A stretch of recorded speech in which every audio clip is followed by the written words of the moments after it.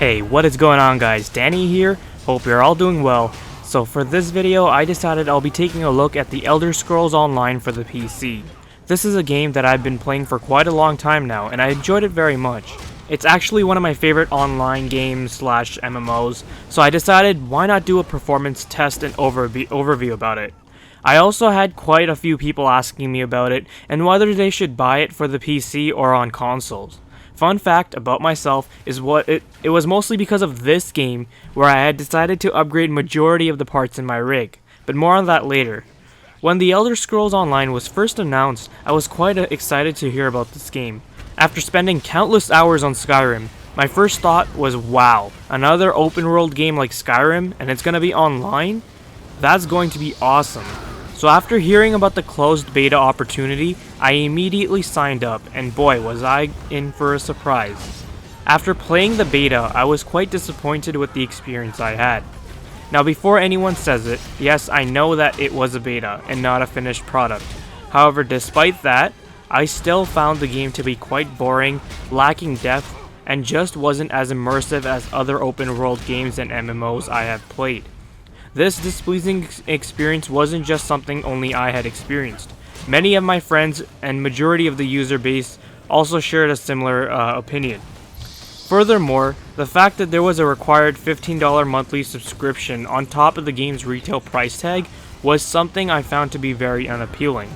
Oh, and since we're on that note, if you're interested in the Elder Scrolls Online because you think it's going to be a Skyrim Online, like I'm saying Skyrim Online in quotes, then I highly urge you to rethink your decision and look at this game from a different perspective.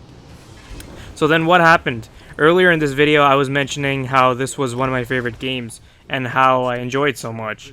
Well, eventually with the launch of Tamriel Unlimited and the fact that they dropped the required sub fee and made it optional, I felt as if ZeniMax pulled a 180 and finally started to head in the right direction.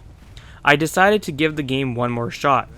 And I definitely don't regret that decision, because I'm hooked now. They added so much to the game's core, and fixed many of the issues that were present around the time of its launch.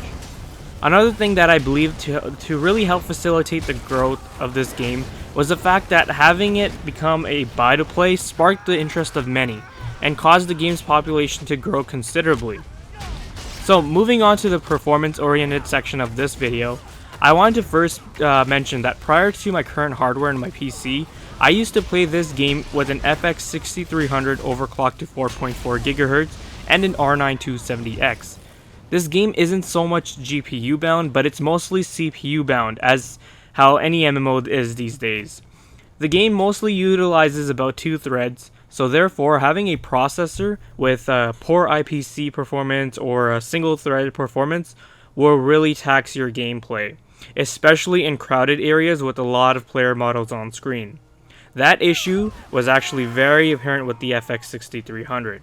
As soon as I would enter an area with tons of characters on screen, I'd say around 20 plus, then the performance would take a dramatic hit. The FPS would drop down below into the 20s and the game would become a stuttery mess. It was just unplayable, and I swear it would cause me to have headaches. I don't know how I tolerated it for so long, but I just didn't have any other options at the time. Anyways, moving on, that's why then I decided to upgrade to an i5 6600K, and doing that, the difference was night and day. In majority of the areas, my FPS doubled, if not increased even more. This is because this processor has much better single-threaded performance than any of the other FX processors on the market currently at the time of this video's release. So in MMOs and really any of the open world games out there, the reason why they're so taxing on the CPU is because essentially the CPU is responsible for loading up the characters and calculating where they all are, and then it has to put out a set of instructions for the GPU to render them. So in a game like this, where the processor can't keep up, so the GPU is just sitting there waiting for instructions, hence why there is such a huge fluctuation in frame rate. So having my processor overclocked to 4.6 GHz, I also have it paired with 8 GB of DDR4 memory clocked at 2800 MHz. For the graphics card, we've got an MSI Radeon R9 390 running at a graphics core clock of 1060 MHz and a memory clock of 1525 MHz. So in regards to the settings I will be showing you for this test, I have the resolution set at 1080p with all the graphics options enabled and set to the max. I just wanted to mention that these actually aren't the settings that I play with. I in fact turn off things such as anti-aliasing, bloom, and I lower down the draw distance since the game doesn't look drastically any different with those settings off, and it helps boost performance. But for the sake of this video, max settings it is. So outside the cities and in areas that aren't so populated with players, I'm actually able to maintain a consistent frame rate, hitting the game's FPS cap at 100 pretty much most of the time. This is great because if you're doing a lot of questing and you're someone who is very PvE oriented, then you'll have a very enjoyable and smooth experience.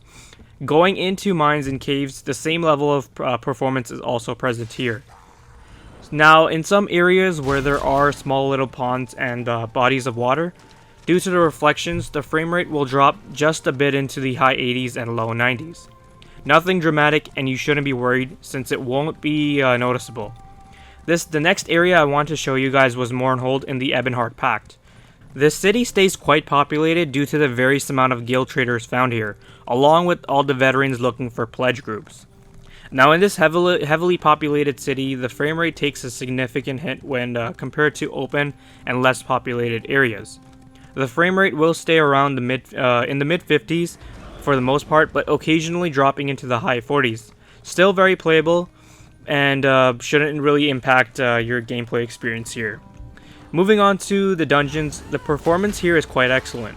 In areas with the smaller mobs, the frame rate stays consistent and relatively high, around the mid to high 80s. As soon as the action and intensity start to pick up, and when a boss is introduced, the frame rate dips into the high 60s and low 70s. Not bad at all, as we are still staying above that 60 FPS mark. So in the dungeons, where there is quite a lot going on, you can still expect a smooth and consistent experience. And that would definitely be preferred here, as you have to keep an eye on your teammates and do battle against the enemy. Now finally, the last area I want to talk about is none other than the popular Cyrodiil. This is the PvP oriented section of the game, and this is where things start to get real interesting. Riding around on my horse in the open areas, we get the same level of performance we saw when riding outside of the cities, with not too many other players around. However, once we jump into a large battle, where there are tons of characters on screen, this is where we see the biggest hit in performance. The frame rate drops all the way down into the high 30s and low 40s. Not extremely bad, and still totally playable. However, there is a little bit of stuttering here and there. This, however, is a huge improvement over the experience I had in PvP with my older hardware. In a similar situation to this, the frame rate would sometimes stay around 15 or even below that. Yeah, not really fun at all, and it felt like I was watching a slideshow. I would also like to mention that in regards to the drop in performance in Cyrodiil, the hardware can't be fully blamed here. Many users have complained online, and ZeniMax has stated that the server lag is also responsible for the poor performance found here. Still, with the performance I'm getting now, it's not a huge deal breaker for me, and I'm glad that I switched to the 6600K. PvPing at around 40ish FPS should be a lot better than 15 FPS. Hopefully ZeniMax focuses a little more and prioritizes fixing some of the performance related issues with this game. Having this game start to utilize as many threads as possible would be a huge help to everyone, especially to those who are running this game with an AMD multi-core processor, since those processors, obviously as I mentioned before, not the best single thread performance, but with that high core count, it should definitely help alleviate that performance issues. ZeniMax has been working on adding content regularly with this game, and I'm quite happy with the patches they release. They are still very much supporting this game and are doing all they can to deliver an epic experience to everyone. They are working and have been adding new DLC and content regularly, so I can understand why they haven't gotten around to fixing some of these issues, since they already have so much on their plate to begin with. If you can completely just forget about Skyrim and look at this game on its own, then you'll start to realize how great this game can be. Well guys, that pretty much covers this video about my experience with Elder Scrolls Online and its performance overview on my hardware. If you guys found this video to be informative and enjoyable, then hit that like button. Let me know your thoughts down below in the comment section. Are you thinking about picking up ESO, and are you already enjoying it? And finally, if you want to see more content like this, then hit that subscribe button. It would mean a lot to me. Thank you guys so much for tuning in. Take care, and I'll see you in the next one.